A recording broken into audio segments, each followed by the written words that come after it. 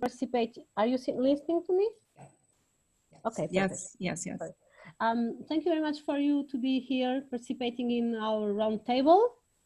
I would like to thank also our colleagues that will be here speaking about this ebook. Sonia already put in the chat the link to the ebook, and we will be here discussing some issues regarding this ebook and about qualitative research practices and challenges. So we will have three colleagues. Welcome to the three colleagues. Arceli and Rosario. I don't know if I'm saying right. Hi, how are you? Fine, thank you. From Adventist International Institute of Advanced Studies from Philippines. Then we have Catarina Brandão. Hi, Catarina. From University of Porto, Faculty of Psychology Faculty. I'm listening something, okay, it's okay.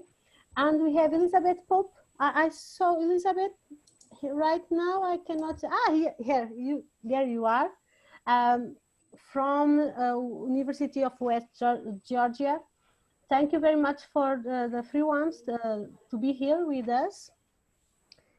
Now, I already present our three speakers. We are here also to discuss a little bit about qualitative research and also to know more about this book, Qualitative Research Practice and Challenges, that you will coordinate with also with Antonio Pedro Costa, I think. Here we have 11 articles from different areas, from work, health, teaching, learning, education. So we can be able here to take account several research projects and outputs. So you can do the download of this ebook. It's free. It's free. Nowadays, nothing is free. So thank you for all the coordinators to allow us to have access to these 11 articles. You can see, and the ebook is available at this website. And now I will ask you some questions around the ebook and also around the actual situations that all the world are living right now. So I would like to ask you, what are the ebook goals? Can you explain in a few words? Okay, so I will start. Hi to everybody, such a pleasure to be here. Thank you, Sonia, for moderating this session. The goal of the ebook, I would say that is to feature the rich and diverse work that is presented at WCQR.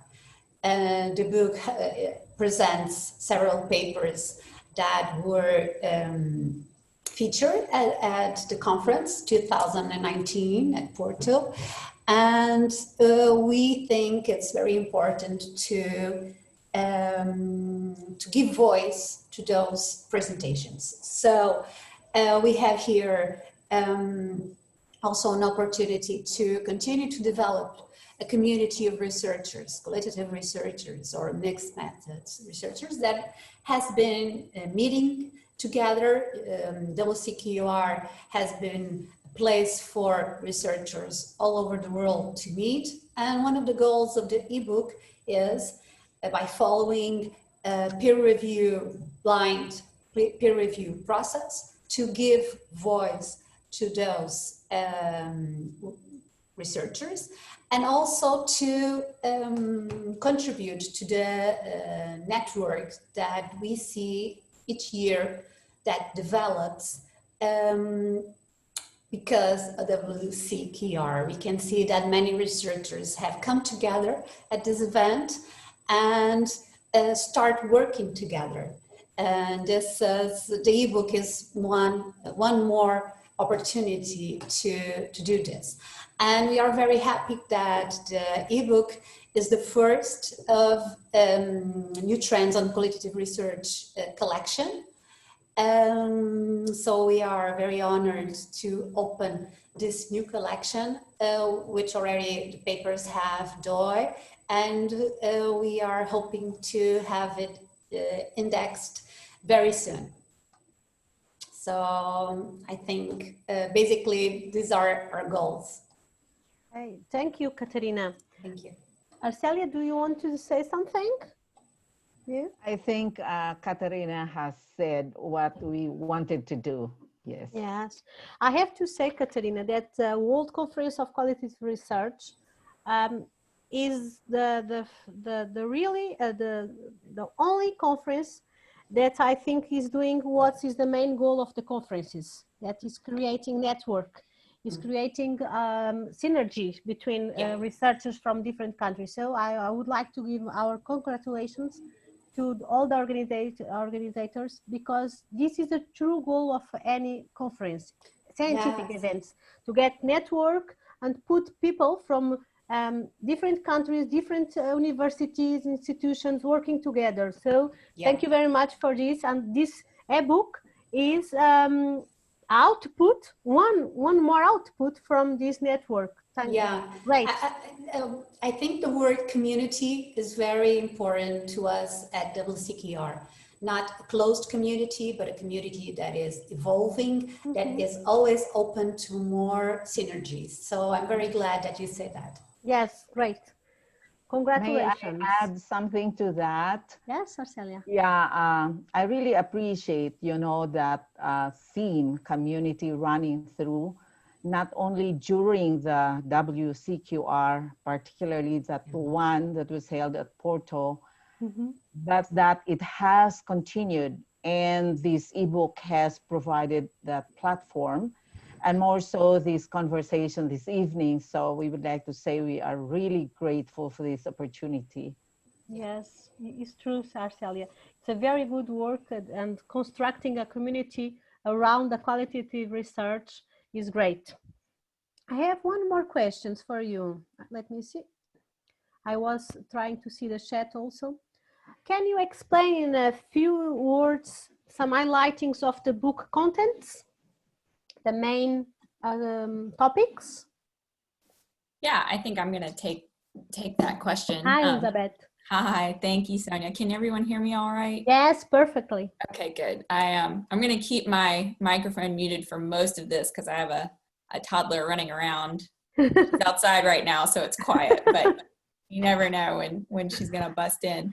But we had a pretty good variety of papers and presentations to work through, and it was difficult to determine who would be invited, how we would work through it. But the content that we got was very good, and we really enjoyed working with the authors to refine it and kind of put it in the parameters that we wanted. And so in working through the content, things kind of trickled down and organically organized into 3 different sections. So we have content papers about qualitative research at work, kind of work in the workforce, the professional world, that type of thing.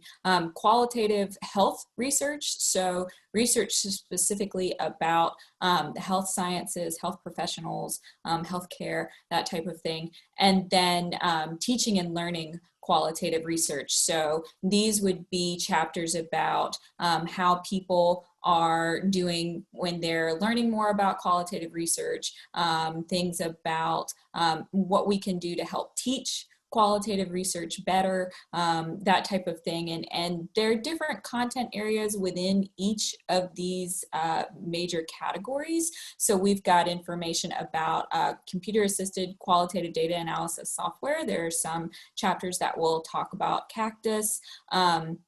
There are chapters that use a wide variety of research methodologies, which is really beneficial, and it adds a lot of content diversity to the book because qualitative research is such a robust field. And so we were really appreciative that we were able to tap into that with our content.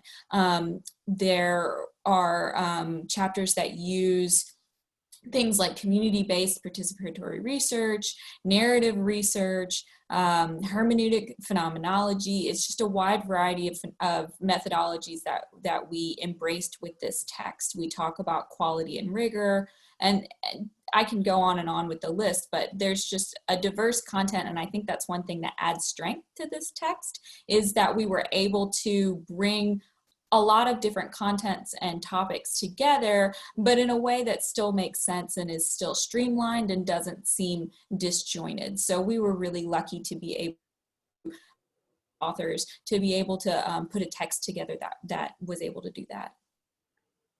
Great, thank you, Elizabeth. Thank you. Organize a book can be a hard task, a very difficult task to organize a book.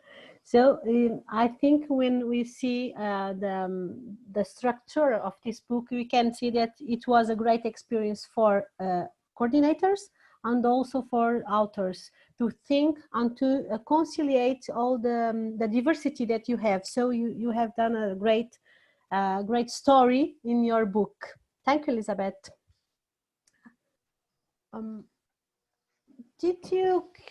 you identify some gaps or challenges that your book can address and fulfill in qualitative research? What do you think? I think I should speak first on this one, then my colleagues can add some more. Thank you, Arceli. We tried to address several challenges that qualitative researchers experience. One of these is, I think, the use of computer-assisted qualitative data analysis software, which is where I am. It's recommended and considered as a good practice, but also there is a challenge of, like, in some places, how to access to this software. And for us here in the Philippines, we feel lucky to be connected with WebQDA, with Pedro Costa and his colleagues. He came over during our conference here and introduced the software. Of course, we also have free softwares. So the challenge is how to secure, how to use it properly. And I think in some articles in the book, we have, I mean, the authors have provided some guidelines, like there are articles that specifically, there's one that really discuss the step-by-step method, providing guide how to do the RQDA. And also there's another article using WebQDA, and the authors also provided a substantial discussion on how to use WebQDA. So I think this is one challenge that the book has addressed. And let me take one more, and that the other one is about sample size, although the book is not intentional about that, but I think because this is a question that here in the Philippines, or I mean here in Asia, we have, you know, an organization here we call ACRA, or Asian Qualitative Research Association, and we have our colloquia, we have our conferences, which we hold virtually. It's been running since May until now. There is a recurring question on sample size, and I'm happy that somehow we have tried to give examples of through the different studies that are published here, that for example, in this book, one study had 8 participants, and there is also one study that had more than 400 participants. So I think through this ebook, we have shown samples that, and also, I mean, like a concept, a principle that sample size is not fixed. I mean, in a qualitative research, you cannot say, okay, sample size is 10, sample size is 20. There are so many factors that help you determine that, and our qualitative researchers by reading these articles that we have included here, may get an idea that, okay, when do I get only 8 or even less, and when do I get more than this number? Okay, so I think that's a challenge, that these two are the challenges that we have tried to address. There are some more, and my colleagues will speak to these. I can, I think that Arceli was talking about the major challenges that we addressed. I also would say that regarding Cactus, that I do believe that the ebook, by presenting different softwares, may help researchers that are new to this type of tool, what's their use. And also it may help to destroy some misconceptions regarding Cactus. And I think that another gap, we may call it, that is giving voice to an international community that has to do with what I was talking about at the beginning. We have here a book that presents, like Elizabeth was saying, papers from very different spaces. And this helps to understand research in a contextualized way in a so diverse world. And maybe I would also stress quality issues. Quality is a major thing in qualitative research. I mean, we here have different projects that show how this quality strategies and criteria may come to place when you do qualitative research. And I do think this is very important, that we present research that exemplifies, that says how to do, because we do have several books, important books on quality, but sometimes I see that, mainly with my students, that they struggle a bit regarding how do I operationalize this. So I do think that the papers help also to do that. Right. Catarina has made some really good points, and so has Arceli. And I just wanted to kind of piggyback on both of those and highlight as something that they were saying underneath all of that is learning qualitative research and learning what good qualitative research is and how that's a challenge. And just like Catarina, one thing that I struggle with my students is this paradigmatic shift that's necessary for people to understand that what is good qualitative research is different from what is good quantitative research. And I think that that's one thing that the book is trying to help address, is present this, help this specific challenge is how to learn, how to see the diversity of qualitative research, and how to understand that what good qualitative research is from what good quantitative research is. They both have their own strengths, they both have their own weaknesses, and it takes a paradigmatic shift to be able to understand that. So I think that that's another challenge that we try to address with the book. Mm-hmm. Great, thank you. Thank you, Arceli, Catarina, Elizabeth. So you address several issues, very important issues and challenges that this book can help us, students, researchers, and so on. You have also seems to have this book, a book also seems to have a very pedagogical approach. How to do, because sometimes students, for instance, they have some theoretical things, they know a little bit, but how to operationalize everything, how to do. So a very pedagogical approach is needed, because most of the books that you have in this area are not very pedagogical. They are very expositive, very theoretical, but now how to do it? How can we do it? So issues like computer assisted software analysis, sample quality issues, that is the weakness that some research, argue regarding qualitative research. So it's a very important, destroy misconceptions about qualitative research that Catarina told. And I think this book, we can see this book as reinforcing, to contribute to reinforce the qualitative research in terms of how to do it and to help people to do a better qualitative research. Thank you, great. Can you read the 11 articles? And can you share with us some highlight of best practices about sampling, about data collection that you can highlight from these 11 articles? Can you share with us? Okay, let me begin.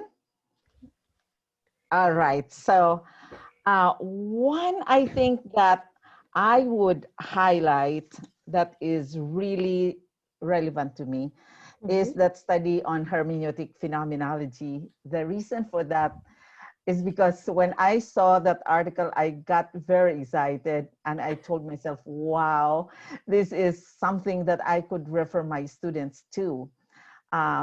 Because I mean, from my readings, I mean, my students and I struggle like, where do we get a really good model of hermeneutic phenomenology? And when I saw that Perdomo, the author, used that data analysis framework of Van Manen and also structured the analysis using the 5 essential elements of a life world, then I said, this is it. I want to use it. So to me, that's one of the highlights of the book. And in fact, I have referred this article already to my students.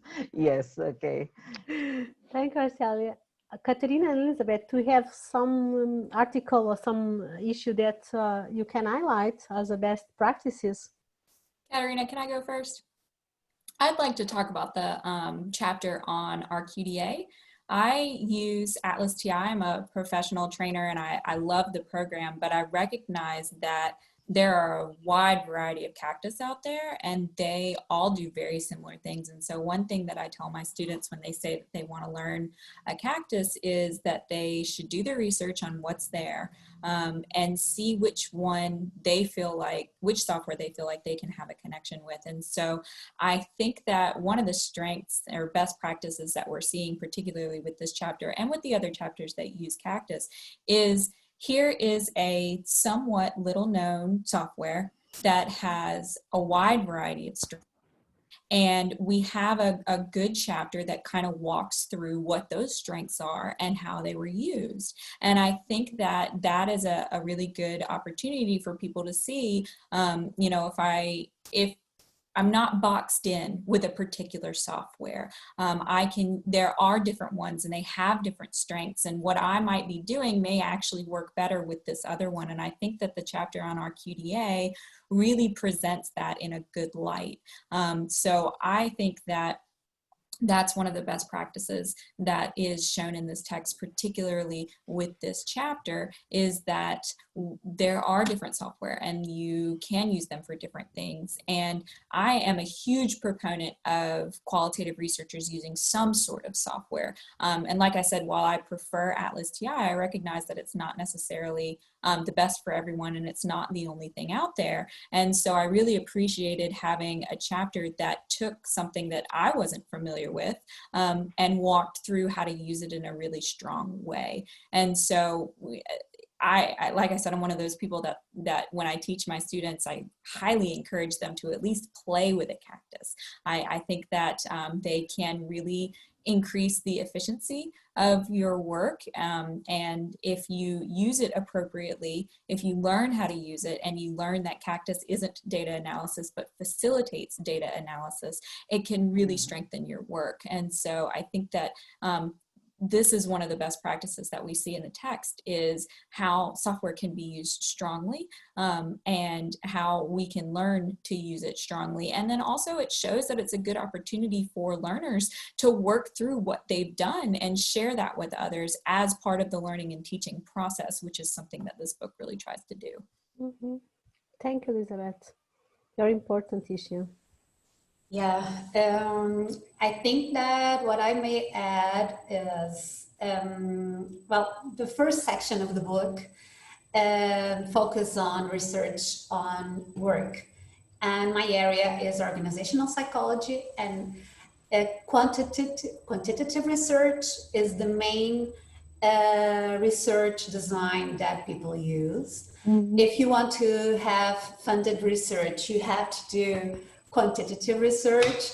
So I was very happy to see several chapters on qualitative research at work, yes, and to have a section on the ebook with papers on that was very, very, it's a highlight for me and very important.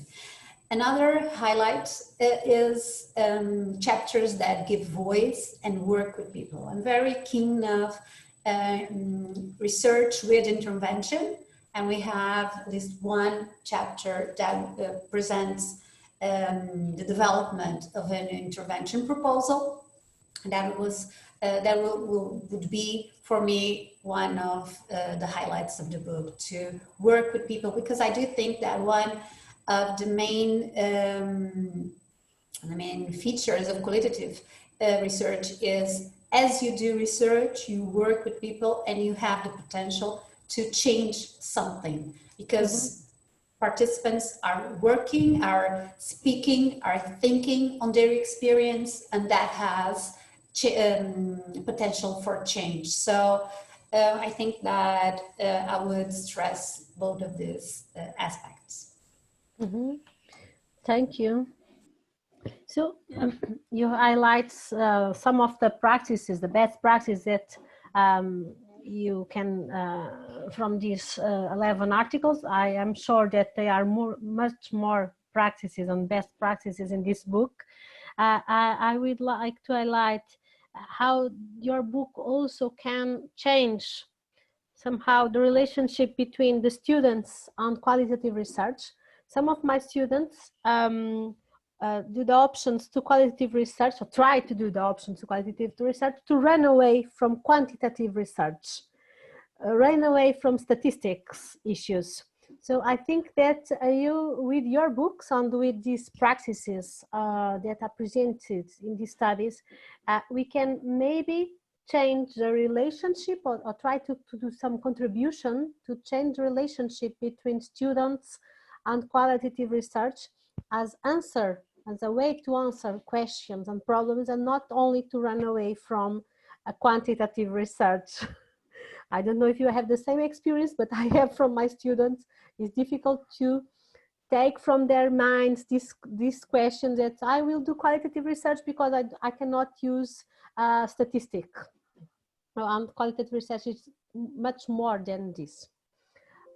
Also, we are now facing different experience in the world related with the pandemic situations, COVID experience. I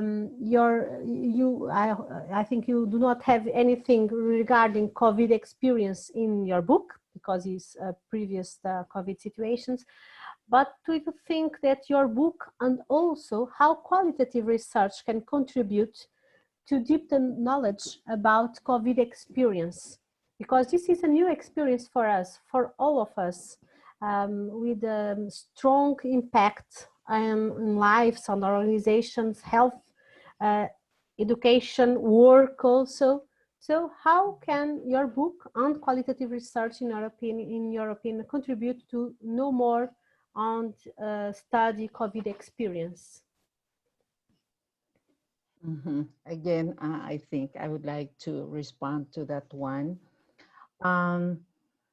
I think my colleagues and I in the team, we believe in the value of qualitative research in helping to solve life and societal issues the COVID-19 crisis is one of these issues that has gripped the world in scope and scale that have never been seen or experienced before.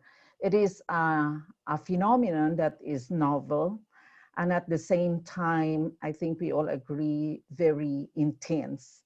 Hence, when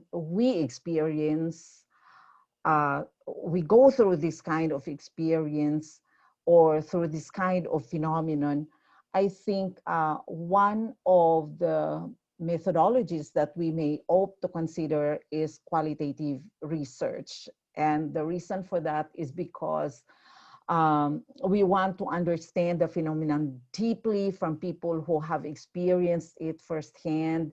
We want to hear their stories, and we want to know what it is like, how people respond to this phenomenon. Why do they respond in the way that they respond? What are the best approaches that we can respond? You know, these type of questions can be answered using qualitative research. So I think as of this time that we are going through this COVID experience, qualitative research is very relevant.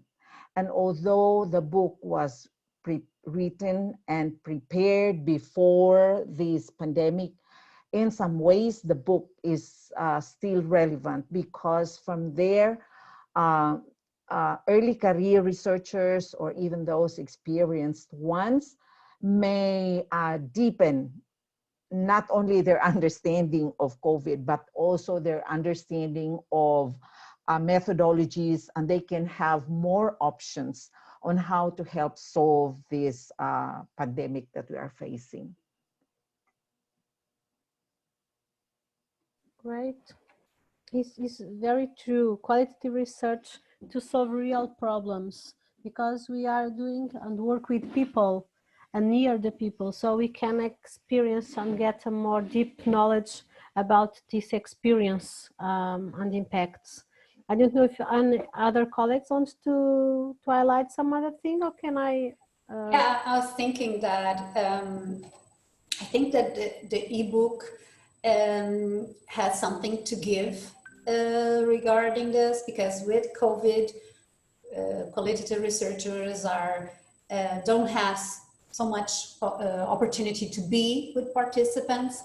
And we do see that the book shows the importance of being with people when gathering information, but we are also seeing, since COVID burst, many qualitative researchers thinking on how do we manage, how do we do qualitative research being away, the importance of image, the importance of being in a place where we can assure confidentiality. So I think that and here I'm trying to connect the book and qualitative research as a practice, we can see the importance of being together, and also the reflection of how we are trying to navigate this hard time. There is also something that I find very interesting that I experienced not in research but on psychology practice, that has to do with some patients are not very comfortable with speaking face to face. And they have been feeling compelled to use chat devices. So this makes me wonder if we have there a place, a road to reach participants that would say at the first moment, no, I don't want to participate, but using this type of methodology, maybe they are willing to present their experience and think with us. Also, qualitative or software cactus is mentioned in the book, and I do think that this experience, COVID, will make will make qualitative researchers look more for software, because we are now using technology in every aspect of our life more than before. So I think that the ebook may give some inputs on what is out there and how you may use Cactus. Yes. Sonia, may I add? Yes. Yes, of course, Arceli. Yeah, I now remember that we have an article there that where the authors got data from online sites. And I think that is an example of how we can gather data without this, face-to-face on-site data gathering.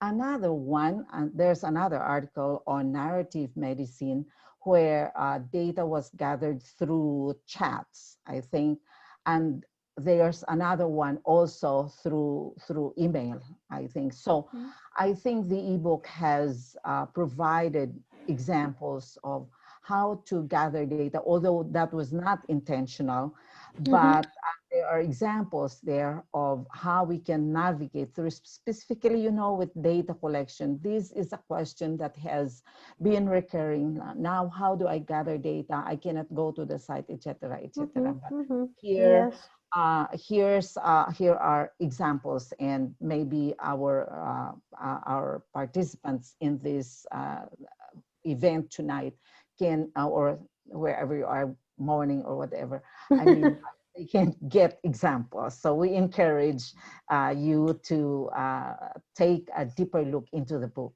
Yes, Arceli, you are talking about something very important, because COVID experience also allow us to think and reinvent to be creative and reinventing other forms of collecting data. That is not being face-to-face, but we can get experience from the persons and how they are living all the things without face-to-face, but with other chatters and other measures and other tools. So this is a very important. So your book was previous COVID, but he highlights some things that can be used from in this COVID experience that seems it's far to go away. So we have to work and research and do research with COVID, and your book can help us also. So and I was saying your book can help us. So how can your book help researchers? How can you say to researchers, our book help you in thinking about other ways of doing data collection, for instance? Do you want to share some ideas? Liz, would you like to talk first?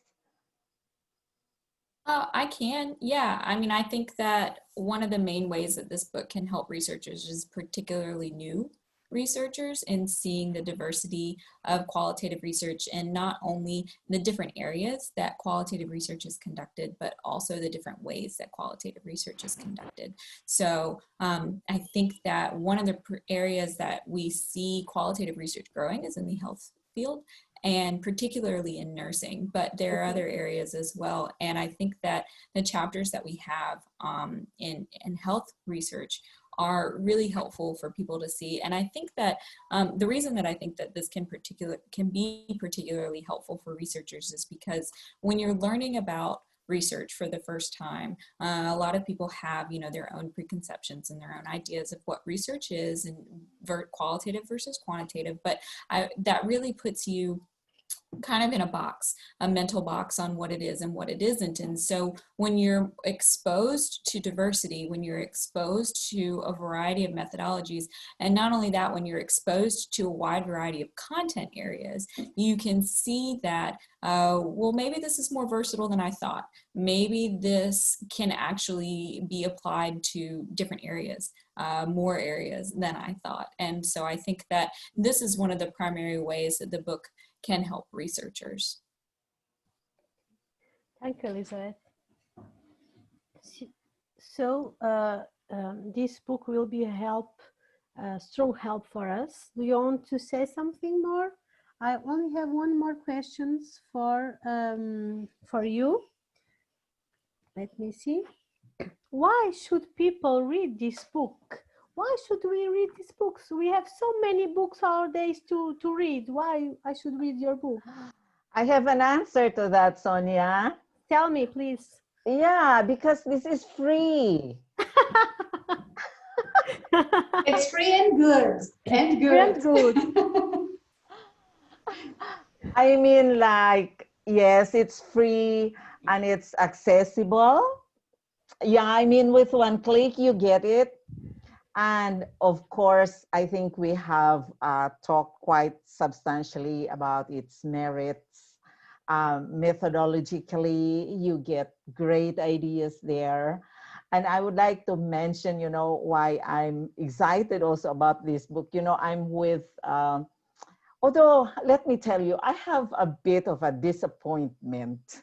You know, I haven't shared this with my colleagues. The reason for that is because, you know, I'm from education and I know that many research studies have been conducted in education. And I was disappointed that we do not have, you know, do you agree with me, Liz and Catarina? We don't have an article from education, have we? Specifically on education, no, we don't. You know, that's my disappointment. But one of my excitements is because, you see, I work with my colleagues here. We have a business department where I am. And many of the research studies that they are conducting is mainly quantitative. And there were times that I tried to encourage the students who sought my ideas. Maybe you could try this, you could try this. But I think the readiness is not quite there yet. Although, of course, they are trying to explore. But you see, we have one article there, specifically that one coming from the Philippines. It's in business, and it is using narrative research. So I think that's one of the reasons, if you are not in qualitative research, one of the reasons that you should read this book, or I think should is quite an imposing term, Sonia. Maybe you may want to read this book, is you can explore, like maybe you are wondering, how can I use qualitative methodologies in my area of specialization? Maybe I'm in business, or maybe I'm in politics, or political science. How can is it possible for me to use qualitative research methodologies? And I think this book will give you an answer that yes, there is a possibility that you can. Arceli, you should read because it's free, because it's good, because it have diversity, methodological diversity, geographic diversity, field diversity. So it should be read. That's right. So yeah, I want to speak about that geographic diversity, and even thinking, like, even just the thought of, like, okay, so what issues do researchers or people in general face in this part of the world, and how do they find answers to the issues that they are facing? That, to me alone, is a good reason to explore. Mm-hmm. Thank you. I would just like to add, you know, Martin Tullish did the preface for the book, and he said the title was an eclectic, mixed, and I do think that this translate what we have there also. We have several techniques, several themes, and this is one of the good qualities of qualitative research is we have such rich phenomena and such rich tools, and that's one thing that brings value to another thing that brings value to the book. Yeah. Also, it should be the first in the series, so you should read it so that you stay up with everything coming after. So, Elizabeth, how do you know? Next steps, what we can expect it from this team, and from the World Conference of Quality Research and the outputs that you are thinking about it? What can we expect it in the future? Do one of y'all, I think one of y'all might want to take the first stab at that one. I can if you want me to, but. Yeah, I can go.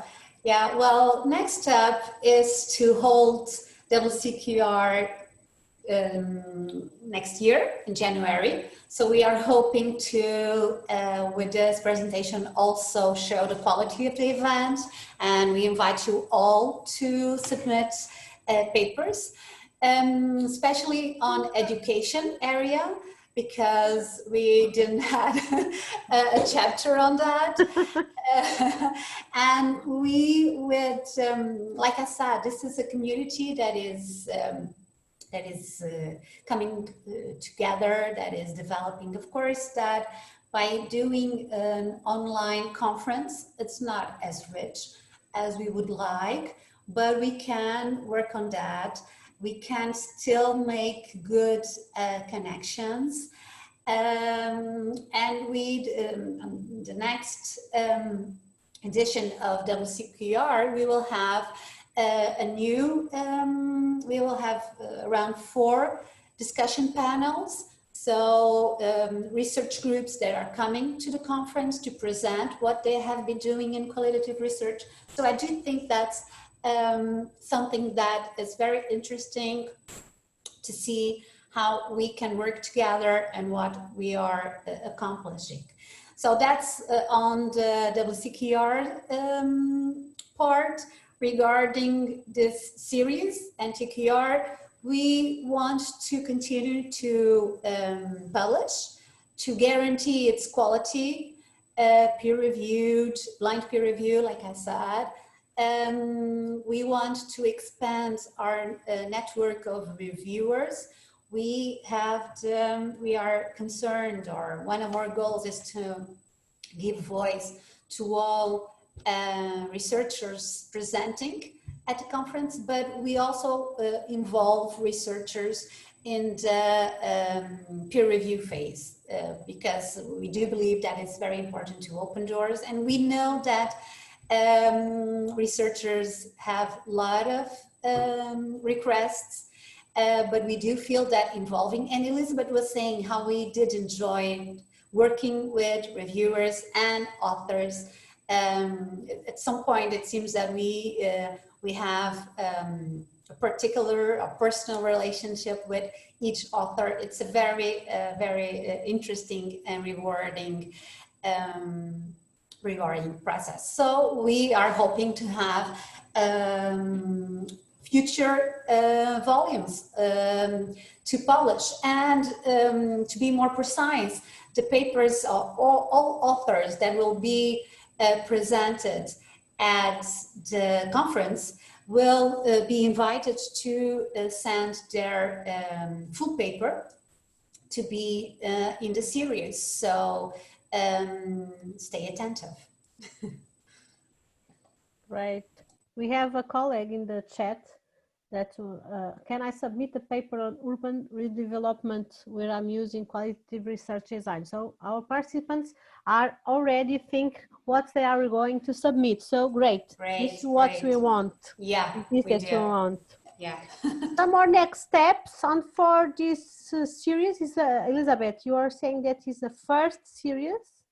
So we That's can. The goal yeah, the goal is that this will be the first book in a series. So we're looking forward to the papers and the presenters that will be at WCQR in January. And we're hoping that we will get just as much interest in submitting to the next installment, the next volume for ebooks as we did this time. I, for one, am looking forward to seeing what comes in and how the conference goes. I really enjoyed working on this. I learned a lot. during the process as well. And so I'm very enthusiastic that we're able to continue this series and keep putting out new volumes. I think it's a really good opportunity. I think it really speaks to the times that we're in. I know that we all feel a little limited, especially doing virtual conferences and whatnot, but I also think that we have a lot of promise here and a lot going on. I, for one, having, you know, a 3-month-old and a 2-year-old at home, I'm thrilled about the opportunity for virtual conferences because I'll be able to go to more conferences. So there is some silver lining here. And I think that this being an ebook and being openly available really speaks to that as well. I just think how we put this out was really, really perfect for the tragedy and the craziness that's going on in our world right now. Yeah. So I think that we are going to consider that in our next steps as well. Thank you, Elizabeth. I will open some minutes, if it's possible, to some questions from our participants. Yeah, Sonia, can I? Yes, I'm sorry. You want to say something also? I'm sorry, Yeah. Catarina. No, it's about the questions because I saw one and I just wanted okay. to. Yes, let me see. Yeah, it's on Safari. Okay, I'm seeing now. I hear some of you referring to articles in this book and others saying chapters. This is a journal or is a book? Yeah, great questions. And this is a book of a series that is published by NTQR, New Trends on Qualitative Research. So it's a book series that has chapters. When we say articles, it's professional handicap. So we are always thinking, I'm talking regarding my experience. I tend to talk on articles more than chapters, but we do have here chapters. Yes, it's a book. Yeah. Maybe in future a journal. Well, who knows? Project. Yeah. As we know. Colleagues, do we have some questions for Arceli, Catarina, Elizabeth? We have another question here. I have a question. Patricia. Yes. Good morning, everybody. Good morning from Costa Rica. Oh, hi, Patricia. Hello, Sonia Mendez, my friend Arceli Rosario, my also dearest friend Safari Wambaleca. Good morning from Costa Rica, very early here. First of all, I'd like to congratulate all the effort of putting together this ebook. The book celebrates diversity, so kudos to that. And I highly value, Catarina, the fact that you keep pointing out the importance of giving voice. So congratulations for that. I do have a brief question for all the editors. You are splendid qualitative researchers, and also your teachers that teach others on how to conduct qualitative research. My question goes like this. Qualitative research has a profound human dimension. My question to you three would be, what did you learn as a person, as a human, while putting together this book? Great question. Put our coordinators, editors in reflection and to think about the experience of coordinate a book and deal with these 11 chapters. Well, I can go first here. You know, I love to read and to work with authors.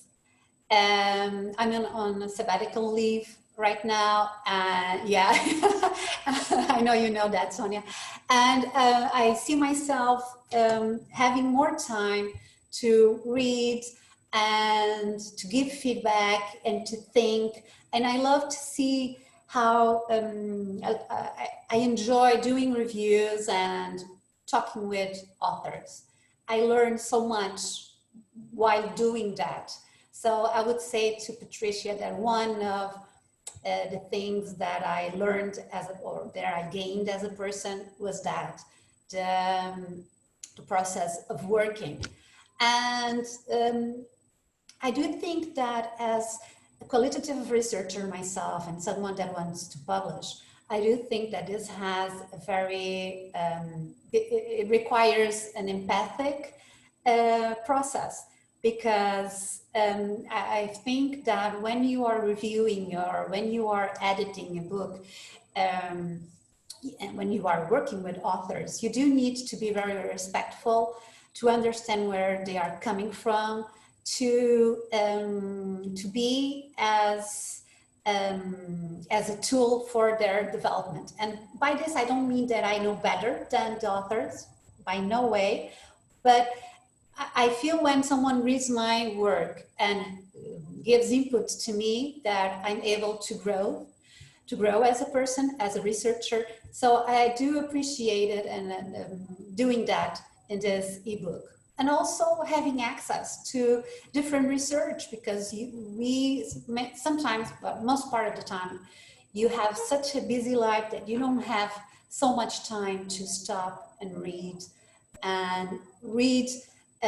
at a deep level. But when you do this, when you follow these chapters for several months, you are obliged to read, and to read carefully with details. So yeah, big learnings. Thank you so much, Patricia, for making me think on that. Yeah, actually the truth is we have, I don't know if Catarina and Elizabeth and even Antonio have really paused and asked themselves that question. But yes, thank you for that question. And for me, I think I had gained a deeper appreciation for my fellow qualitative researchers, just seeing, this piece of work, and in this case, it's not only one, but several, and I realized how much effort the authors put into to create something that is worth reading. I felt very inspired, and I see that this is a commitment to share knowledge, and especially because several of these are really liberating. These chapters, these studies used liberating methodologies, so that has created in me an appreciation of like how much, to what length a certain scholar would go, and I would say sacrifice, to contribute to knowledge. So I really sincerely appreciate that one. And also there are articles there that have touched me very deeply. And one of those is that narrative research done with parents with small children. And I think the reason for that is because my children, two of them are medical doctors, and I have always encouraged them to understand their patients in the light, in the perspective of patients, not only in the perspective of caregivers or health providers.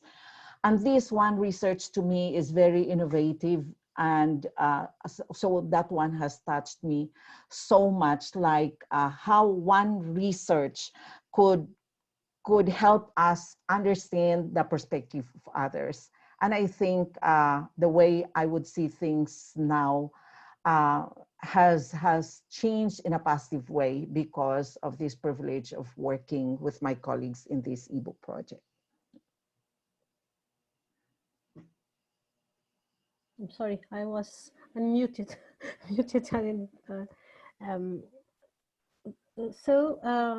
Elizabeth, you have to go. If you want to say something before? I just want to thank y'all for this opportunity. I think that, we had a very nice time talking about the book. And I hope everyone reads it. And Go, mommy, please. Yeah, no, mommy. We're trying to plug the headphones in. So thank you very much. She put your, Elizabeth, we are not hearing you. We cannot listening to you. Can you hear me now? Yes, here now, Oh, yes. sorry, that would be my toddler. We're about to have some technology failures. So Don't worry, thank Elizabeth. you. I appreciate it. Thank you, and go to see Bye, your everyone. family. Bye, Very bye, good. Elizabeth. Elizabeth, bye. Bye-bye, Elizabeth. Catarina, we have we are on time, but we have one question in the chat. I will say bate-papo in Portuguese, I'm sorry. Yeah. If you want to answer this one, is the last one, please. Yes. Thank you for the opportunity to answer this question because it's an important one. It's Trimita. She says publication is in English, but the authors are diverse. How did you deal with translation to ensure quality? That was one of our major concerns. And what we did was we were very attentive to that, and particularly Elizabeth, because she is English native speaker. She is a qualitative researcher. So she did a check on all. We both, the four of us, we checked the writing, but Elizabeth was the major check device regarding this. The book is in English. I know there are some issues regarding should we publish in our natural language or not. This is an option. Let's see what the future brings. Thank you, Catarina. Thank you. I will give you the last few minutes to say something. I would like to thank you all the participants to be here, to invite you and to hope to see you in January online, but we will be working. This is very important. And so, Arceli, Catarina, do you want to say something more to close? I think I should go first, Catarina. I would like to share how we ended our introduction. And that part is we are saying that we do not pretend that we have provided all answers to the many questions that qualitative researchers are facing. Rather, we say that we continue our conversation. I like to borrow the word of Van Manen, these wanderings, you know, and also even Charmas used the word bewilderment. We should open ourselves, push ourselves even to embrace bewilderment, ambiguities, and to continue to search for answers to many of our problems. And I think there has never been a time in the world's history where we are beset with so many problems. So let's embrace this rather than be afraid about this one. And I would like to read a quote from Charmas where she said, in the end, we will transform our